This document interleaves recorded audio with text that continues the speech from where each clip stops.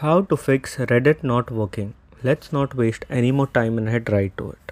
So first you open Chrome and we check down detector. Once you click on down detector, you have to check if the app itself is working or no, or is it down for everyone. So you search Reddit. Here currently it shows that no current problems have been shown in recent times. So the app is working completely fine. Then the second thing you have to do is go to settings. Once you go to settings, click on apps and then click on Reddit. Here you'll find an option of storage. Click on that and click on clear storage and clear cache.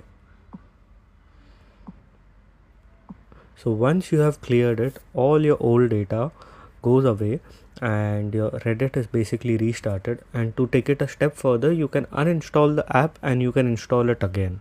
If this video helped, make sure to leave a like and don't forget to subscribe. Thanks for watching.